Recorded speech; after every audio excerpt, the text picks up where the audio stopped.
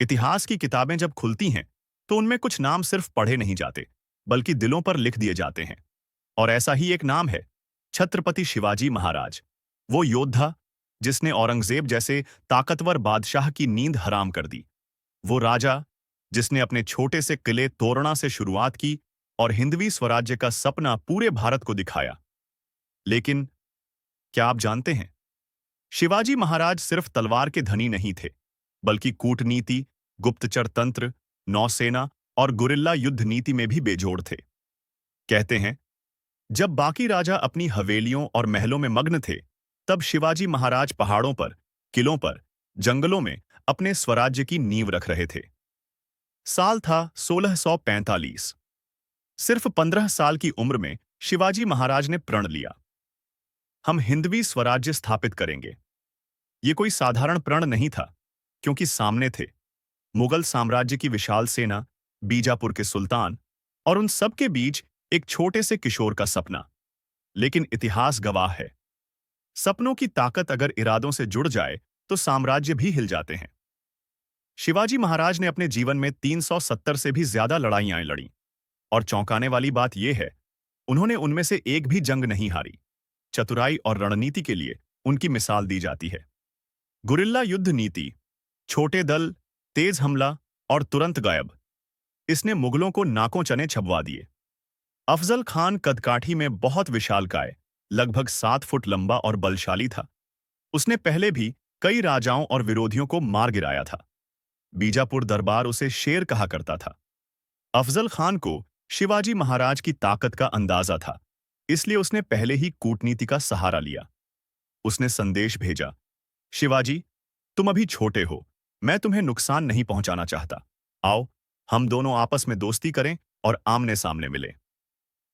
लेकिन असलियत यह थी कि वह शिवाजी को छल से मारना चाहता था। शिवाजी महाराज बहुत बुद्धिमान थे। उन्हें समझ आ गया कि यह मित्रता असल में एक षड्यंत्र है। उन्होंने भी मिलने की हामी भरी, लेकिन पूरी सावधानी से। वाघनख, लोहे के पंजे जैसे हथियार हाथ में छुपे रहते थे। भालेनुमा खंजर, बिछुआ कमर में छुपाया। तय हुआ कि शिवाजी और अफजल खान एक छोटे से मंडप में मिलेंगे। दोनों के साथ केवल कुछ खास लोग ही रहेंगे। जब मुलाकात हुई तो अफजल खान ने शिवाजी को गले लगाया। अफजल खान ने अपने विशाल बाजुओं से शिवाजी को इतनी जोर से दबोचा कि उनकी पसलियां टूट सकती थीं। फिर उसने अपनी कमर से खंजर निकाला और शिवाजी को मारने की को जैसे ही अफजल खान ने वार किया, शिवाजी महाराज ने बिजली सी तेजी से अपना वाघनख निकाला। उन्होंने अफजल खान के पेट पर जोरदार वार किया। उसी क्षण उन्होंने बिछवा खंजर भी चलाया। अफजल खान बुरी तरह घायल होकर पीछे हटने लगा।